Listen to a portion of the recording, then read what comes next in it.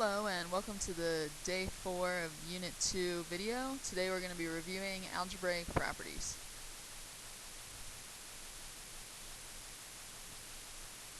Some of these you should remember from your Algebra 1 class, but we'll go over them with words and symbols. First, we have the addition property of equality. Whenever you see P of E, that stands for property of equality. And in words, that means if you add the same number to both sides of an equation, the sides remain equal. An example of this would be if I have the equation x minus 10 equals 0, and I add 10 to the left side and to the right side. That gives me x equals 10, and these two sides are still equal. Subtraction property of equality is, you guessed it, when I subtract the same number on both sides of an equation, and the sides remain equal.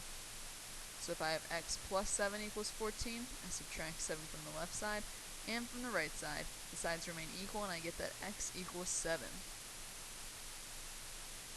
Next we have the multiplication property of equality. And that says that if I multiply by the same number on both sides of an equation, then the sides remain equal. An example of this would be if I have 1/2 x equals 6, I want to try and get x by itself. So in order to do that, I multiply this side by 2 over 1, or just 2. And I multiply this side by 2 as well, giving me with x equals 12. So I've multiplied both sides by 2. Next is the division property of equality, which says that if you divide by the same number on both sides of an equation, then the sides remain equal. Here's the example with numbers. We have 6x equals 24. In order to get the x by itself, I have to divide both sides by 6, leaving me with x equals 4. Next is the distributive property. The distributive property lets you multiply by a sum by multiplying each add-in separately, then add the products. So let's take a look at what this means in numbers. This is what you'll be more used to seeing, I'm sure. This is where I have a 4 outside the parentheses of x minus 2. So I'm going to distribute and make sure that I multiply both the x and the negative 2 by 4, leaving me with 4x minus 8. Next we have the reflexive property, which says that a number or variable is equal or equivalent to itself. So in other words, we have 2 equals 2. The reflexive property, it's almost like you're reflecting looking in a mirror. There's the exact same thing on either side of the equal sign. Next we have the symmetric property, and I don't want you to worry about the definitions in words for that. I think the best way to see it is with numbers. The symmetric property says we can basically switch what's on either side of the equal sign. So if x equals 6, then we also know that 6 equals x.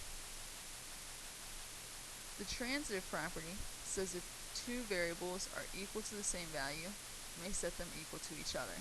So for example, if I know that a equals 2 and b equals 2, that means I can conclude that a equals b.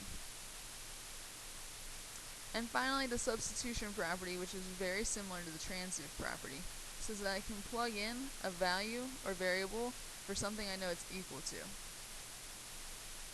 For example, if I know that a equals 2, and I'm then given the expression a plus 2, I can say that that's the same as 2 plus 2. Plugging in my 2 wherever I see the letter A. Those are all the properties we're going to cover today. I want you guys to take a second to pause the video and try and determine which property is being used in each of these problems. Once you've tried it, go ahead and start the video again and check your answers. In number 1, I see that I started with 3 times x plus 4, and both numbers were multiplied by a 3. To leave me with 3x plus 12. So that means that the property that I used must have been the distributive property. And number 2 is a little bit of a review from Algebra 1. We didn't go over it in the examples above, but that's okay. We had 3 times 2 times 6, equals 3 times 2 times 6. This is a multiplication property. You saw this in your problem set number 1. My order has stayed the same in my multiplication. Notice when I say it, it sounds the same. 3 times 2 times 6, 3 times 2 times 6. That means this is the associative property of multiplication. Next, in number 3, we're looking at how did I go from step 1 to step 2? What changed between here? And I see there's no longer a plus 6 on my left-hand side. So that means I must have subtracted 6 from either side. Since I know I'm subtracting from both sides, that means I'm looking at the subtraction property of equality, or POE. You can write that as well. In number 4, I'm looking for what's changed between my first and second step.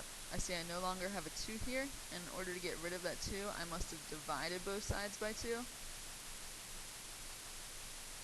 which means that I'm looking at the division property of equality. Coming down to number 5, once again, we're looking for the difference between the 2 steps. I notice I no longer have a 3 here. In order to get rid of that 3, I must have added 3 to both sides. And if I'm adding the same number to both sides, that means that I am using the addition property of equality. Number 6, looking at what changed between the 2 steps, I'm no longer dividing by 3.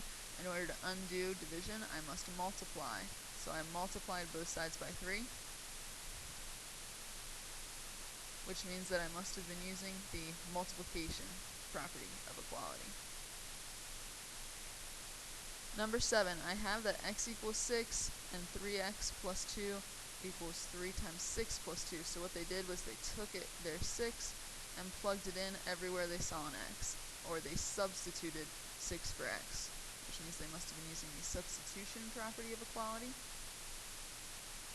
In question number 8, I'm given that x equals 6 and b equals x. So they give me 2 things. And since I know that b equals x and x equals 6, that means that b must also equal 6. That is the transitive property. Y equals y. I have the exact same thing on either side of the equal sign, reflecting like a mirror, so it must be the reflexive property. And number 10, I have that x equals 6 and 6 equals x. All they've done is swapped what was on either side of the equal sign, so that is the symmetric property. That's all for the video for today. We'll see you next class to apply it to some new things. See you later.